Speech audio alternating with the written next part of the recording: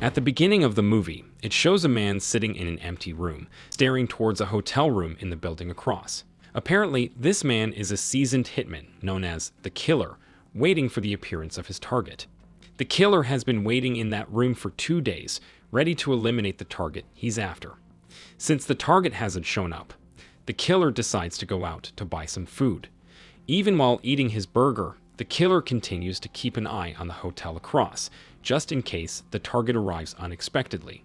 Shortly after, the Killer is contacted by his boss, who has always provided him with assignments. Here, the boss gives information about the target, likely to arrive in 2 days, allowing the Killer to take a short break. Upon hearing this, the Killer understands and decides to take a brief relaxation. In the evening, the Killer returns to the empty building to find the best position to hunt down his target. It's known that throughout his career as a hitman, the Killer has never failed a mission. At night, the Killer decides to do some exercise and then take a short nap. In short, 2 days later, hotel staff are seen preparing a room for the Killer's target. Upon witnessing this, he quickly readies his weapon because his target will soon enter that hotel room. Shortly after, the target, an old man, finally arrives. It turns out the old man plans to do some wrestling with a girl in that hotel room. Without hesitation, the Killer aims his gun at the target. Unfortunately, he missed his shot and hit the girl instead. As a result, the old man's bodyguards quickly arrive to secure him. The Killer immediately tries to escape, while also disposing of all the evidence he brought with him. After ensuring the situation is safe, the Killer goes to the airport with the intention of returning to his hometown to hide for a while. He then contacts his boss and informs him that his shot missed, causing the mission to fail. Upon hearing this, the boss is shocked, as it's the first time the Killer has failed in a mission. The boss asks the Killer to take responsibility and not leave until he successfully eliminates the target. However, the Killer refuses, revealing that he actually wants to retire from his dark profession. Hearing the Killer's refusal, the boss remarks that he hopes the Killer won't regret the decision he just made. While on the plane, the Killer notices someone staring at him from a distance. The stranger continues to watch him, even during the layover. Concerned that this person might be an undercover cop, the Killer decides to stay overnight to avoid any potential threat. In his airport hotel room, he sets up traps as a precaution in case the mysterious person attempts to attack him. However, the next morning, the Killer doesn't see any signs of the mysterious man, so he proceeds with his journey. In short, the Killer arrives in the Dominican Republic, his homeland and temporary hiding place. He quickly goes to his house to meet his wife. At the gate, he notices shoe prints and scattered cigarette butts, causing him to panic, fearing something might have happened to his wife. Upon entering the house, he is shocked to find it in disarray with bloodstains everywhere. However, his wife is not there, so the Killer rushes to the nearest hospital.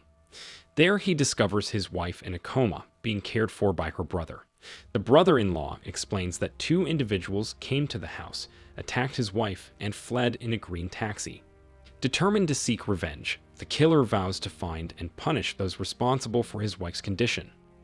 That same day, the Killer returns home and retrieves all his weapons buried in the ground. The next day, he visits the taxi terminal to find the green taxi described by his brother-in-law. However, there are quite a few green taxis there, leaving the Killer puzzled. He decides to approach the boss of the taxi company that owns all the green taxis there. Holding the taxi boss at gunpoint, the Killer asks him to show the routes of all his taxis from the previous day. After searching for a while, the Killer finally identifies the taxi that went to his house and dropped off 2 passengers. He quickly gathers detailed information about the taxi driver, who, as it turns out, regularly waits for passengers in the city center. The next day, the Killer finds the green taxi he's been looking for and pretends to be a passenger. During the journey, he holds the taxi driver at gunpoint and asks about the 2 individuals he dropped off at his house yesterday. The driver swears he doesn't know who those 2 people are. His job is just to transport passengers. However, the driver provides descriptions of the 2 individuals. One is a large-bodied man, and the other is a thin woman with white hair. After obtaining that information without any hesitation, the Killer shoots the taxi driver with his silenced pistol. A few hours later, the killer heads to the airport as he plans to fly to New Orleans to meet his boss. He suspects that the two people who attacked his wife were sent by his boss, who had previously threatened him before he decided to retire. Upon arrival, the killer rents a van to carry out his plan. Apparently, he intends to secretly meet his boss, pretending to be a repairman to gain easy access to the boss's room. The next day, after thorough preparation, the killer disguises himself as an air conditioner repairman who will fix the one in the boss's room. Easily gaining entry, he then holds the boss's secretary, Anna, at gunpoint. While still holding Anna, the killer enters his boss's office and instructs Anna to tie the boss's hands to the chair. After that, he also ties Anna's hands and locks her in the bathroom. Next, the killer begins to interrogate his boss about the identity of the two people sent to attack his wife. The killer never expected his boss to stoop so low, especially after working faithfully for him for decades. The boss explains that it was just a warning because the killer dared to disobey his orders. Upon hearing this, the killer is overwhelmed with anger and immediately unleashes his fury. Due to the killer's brutal actions, the boss, unable to withstand the assault, succumbs, even though the killer hasn't obtained any information about the identities of the two individuals who attacked his wife. Later, the killer goes to Anna, the secretary, in the bathroom, intending to eliminate her as well. However, Anna pleads with the killer to make her death appear as an accident so that her insurance can be claimed for her child. In exchange, Anna promises to reveal the identities of the two people who attacked the killer's wife. Moreover, she will provide the detailed addresses of these individuals, information she has stored at her home.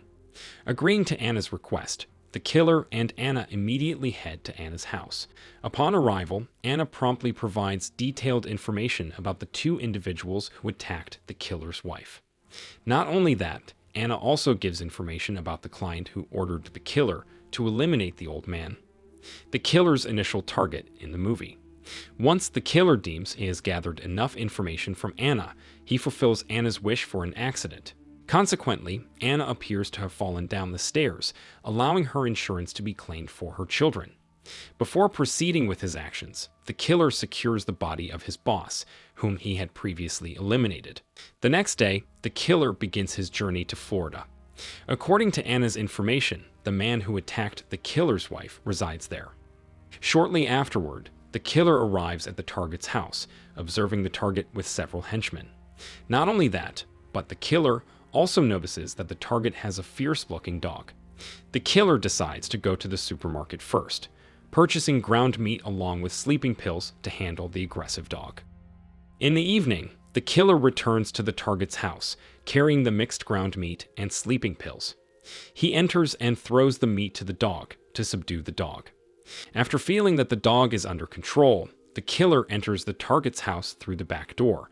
However, just a few steps inside, the killer is immediately attacked by the target, leading to a brawl in the darkness.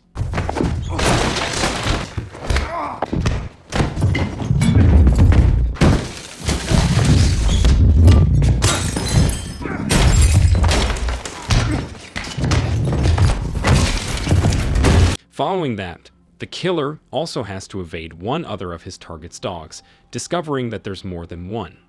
Fortunately, the killer manages to escape and promptly detonates the target's house.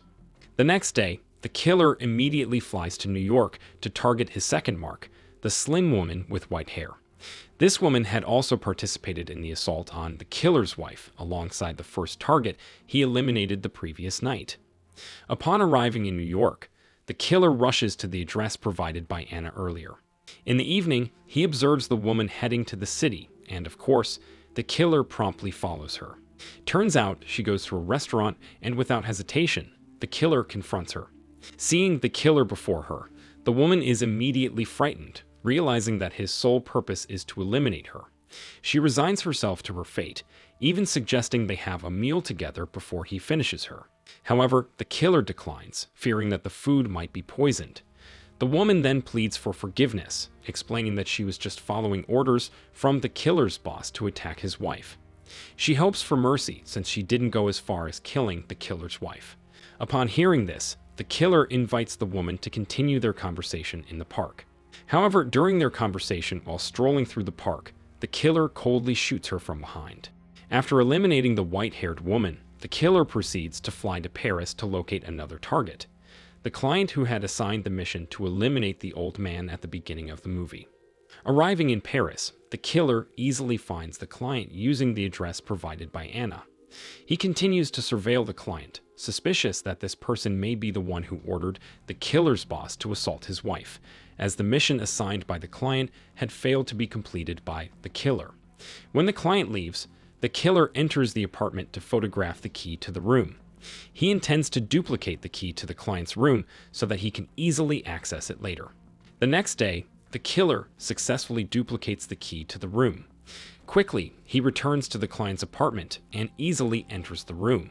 Here, the killer confronts the client, pointing a gun at him and questioning why he ordered his boss to assault his wife. The client swears that he never instructed the killer's boss to harm his wife. Moreover, even though the killer failed in his mission, the client doesn't care because he had already hired another hitman to eliminate the old man at the beginning of the movie. Hearing the client's explanation, the killer believes him and decides to spare his life.